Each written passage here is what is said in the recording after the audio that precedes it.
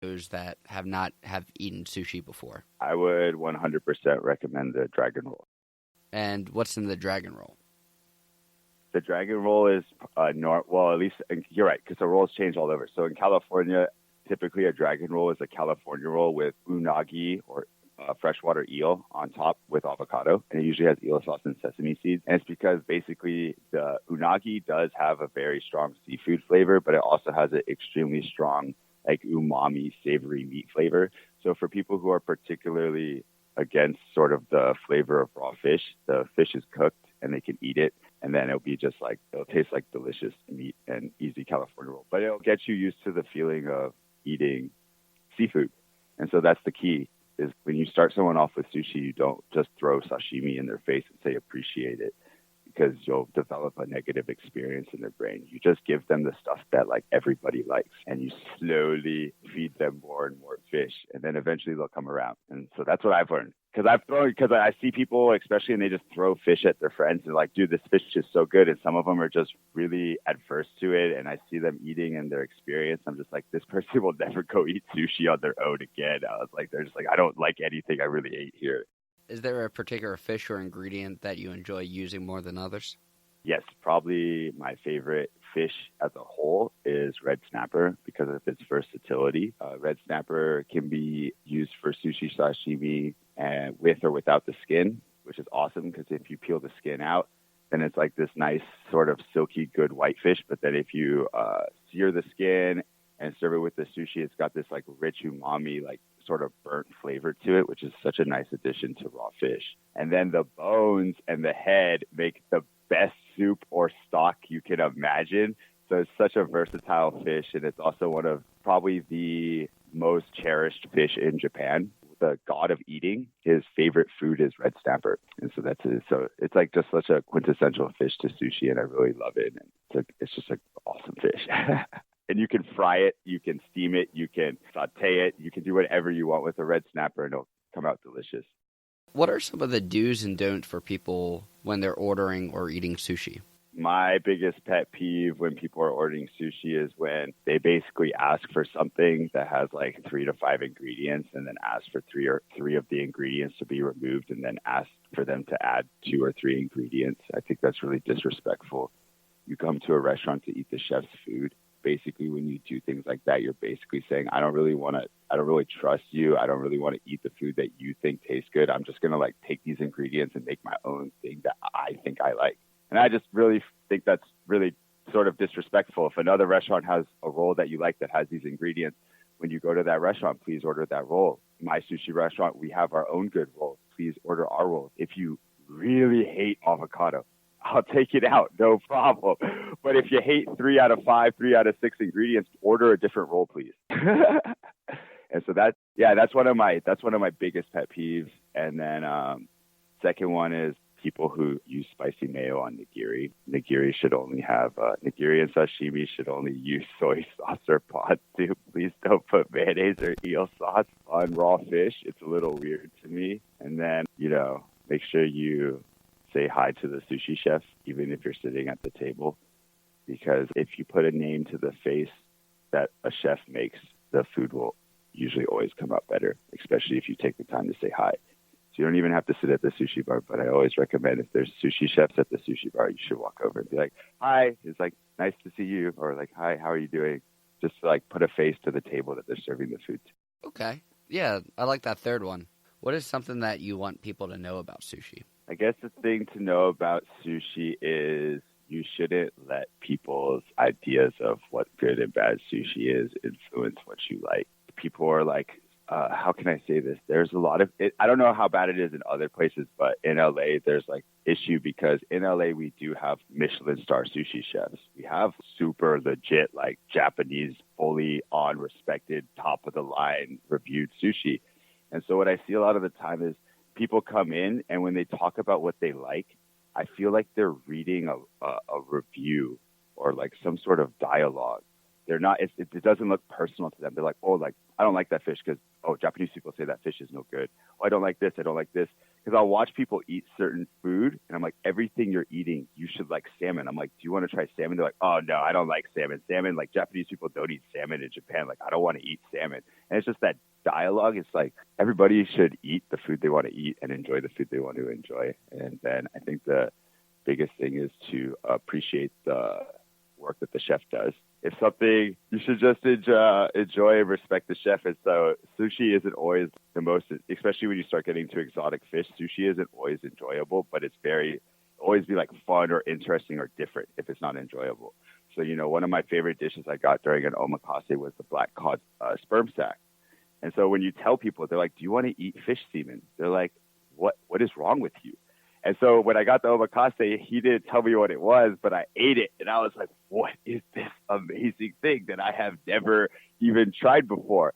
And it was just like, oh, that's the semen sack of the fish. And it's just like, to so many people, I know they would become revolted and never order that food again, even though it tasted so good, because there's all these connotations. And it's just like, don't let like what you think and what other people think affect what you enjoy. So if you enjoy the semen from the fish, you should enjoy the semen from the fish, and you should order it at other places.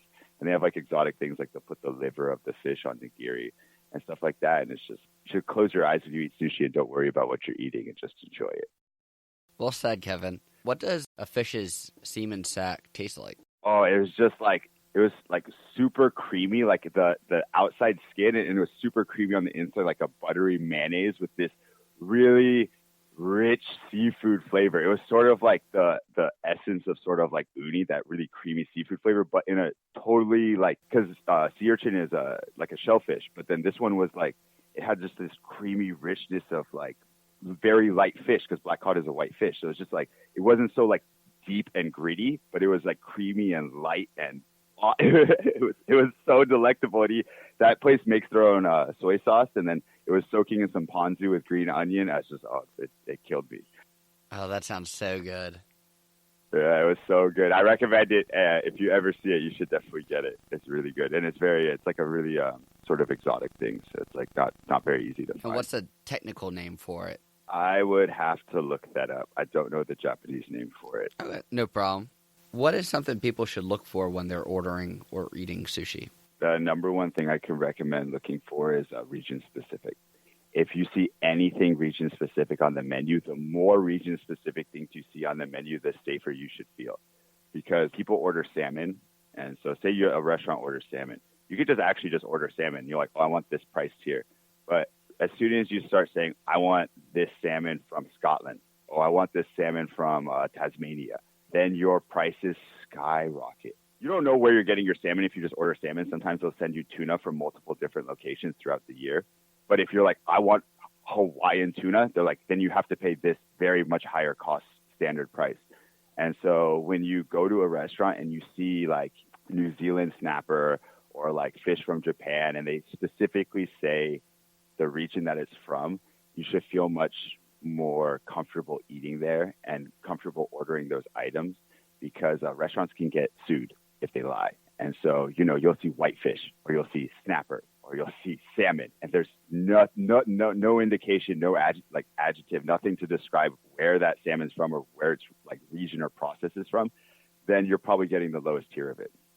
Just as a general, from working in so many restaurants, that's a little secret. If you're ever at a sushi restaurant and you see all these regions, you should feel very good. If you go to a sushi restaurant and you don't see even a single region, I would be a little scared, because they'll usually at least have one or two fish that has like Scottish salmon or something that lets you. But if you don't see any regions, I would honestly feel very uncomfortable, because they're all probably frozen and shipped over, and they don't even care, because most of those regions are Vietnam and Thailand, where they send the fish, and those are obviously not ideal places for farmed or frozen fish. And so they're not going to tell you we have albacore from Thailand, because they don't want you to know. So they just put albacore. And so if you see Canadian albacore, oh, so good. So the Canadian albacore is generally a cheap fish, but the Canadian albacore frozen costs $14.50 a pound, which is more than fresh ahi tuna. But oh my God, that Canadian bacon! It's the Canadian albacore. It's so good. It tastes like butter. Is there any other particular fish or regions that you would recommend? New Zealand salmon, which is also referred to as king salmon, is unbelievable for people who like salmon. It's really worth getting the regular salmon nigiri and then getting the king salmon nigiri at both pieces. And then, when you eat one and you eat the other, it's incredible, because you're like, oh, I know why they call you king salmon. just like bluefin versus all the other tunas. It's just like, oh, you're the king. Like your meat is like unbelievable. And so king salmon's super, super awesome. And then Spanish bluefin. If you want the best bluefin, if you ever go to a sushi place and you ask them or they tell you that their bluefin is from Spain, get the tuna, get the toro, get anything with tuna. It's like, because tuna is sort of a metallic, irony flavor, but bluefin from Spain is like literally even the deep red part is rich, fatty, and sweet. Oh, that's awesome. I got to start researching sushi places around me to see if they have any of those. Oh, yeah. No, I guarantee you there's sushi places that get the Spanish bluefin because that's how they sell it. That's a pretty common one to buy. But in California, we have the issue where we have bluefin near maybe 100 miles south of our border, like towards Mexico. And so what happens is a lot of places will sell toro and bluefin, and then they won't tell you where it's from, but it's from California. And to sushi connoisseurs, California bluefin is basically trash just due to the higher temperature of water that they're generally in, creates less dense fat content. And then the fact that their max capacity of size in the region is around, if you're super lucky, is like 300 plus pounds. But then you go over to Spain, bluefin get up to 800, 900 pounds, and like they're used to colder waters. So, you know, a 900, the density of fat is unbelievable, and it's so sweet. Nice. Kevin, you've been a wealth of knowledge on sushi, and I've learned so much. Are you ready for the final four? I am. So for our first question, what food city destination do you really want to go to that you haven't been to yet? Tokyo. That should be very self-evident. Nice. I would have thought you would have been to Tokyo or Japan by now. Because I just started being a chef within the past, I'm going into my 5th year now. And so the biggest thing that you learn is if you want to be a chef and not a cook, sort of have to give your life up. So I'm really lucky if I am able to even get 1 week at a time, never 2 weeks in a row. But maybe I'll be lucky I get 2 weeks of vacation in a year, but usually it's just one. And I don't think it's worth the money and all that to fly to Japan for 5 days. It's so sad. Maybe you can convince them that it's a working vacation. Yes, or transitional job. I'll have like a transition where I quit, and then I'll say like, oh, I'll start working like next month, and then I'll just take like a month and go to Tokyo and go broke. Life's too short to not travel and not eat what you want. Yes, definitely. But I'm only 28, so I still have plenty of time while I'm still young and spunky to travel. There you go. Once you're like 40, traveling's more like sightseeing rather than adventure time. What's the hardest dish for you to pass up when you're out for dinner? 100% anything that has pork belly or intestine, I always get. And then that has a lot to do with me being half Taiwanese. And then that's just like, that's one of my mom's favorite tastes. So very comforting, delicious taste to me. And it's pork belly and intestine are a little obscene because pork belly is so fatty. It's just a little obscene. So I love like little strong flavors or strong foods. And it's like very comforting. It just tastes tastes very Taiwanese. Any places in LA that you recommend for pork belly? That's like really hard. The intestinal places, there's a lot of intestine places that do intestine barbecue in LA, especially in K-Town because it's a really popular Korean dish. Taiwanese style is usually boiled in a soup or deep fried, and I can't tell you a specific place for that. And then pork belly, I cook the best pork belly I've eaten, so I usually eat my own pork belly. Basically, pork belly is really nice because you can go to any restaurant and order the pork belly dish, and if the pork belly dish is bad, you should like throw the plate on the ground or something because it's so easy to make good. It's just like I can't think of a place where it's exceptional. But like any restaurant you go to that's either Chinese, Korean, Japanese, Taiwanese, if they have like a pork belly stew, it's going to be good. Okay. I got to keep that in mind. And what's the most exotic dish you've eaten? I would probably say like that black cod sperm sack was definitely one of them. But recently my friend came back from Japan and he brought some canned whale meat. It was amazing because I feel like alligator is like the seafood and chicken mixture. And then when I ate the whale, I was straight up like, this is the steak and tuna mixture. And it just had like this rich, bloody, meaty texture. And I couldn't believe it. It was fantastic. Definitely illegal in California. But if you ever somewhere and they have whale meat, I would definitely recommend giving it a try. It's like a really unique experience. I've tried it one time. I was over in Iceland and they had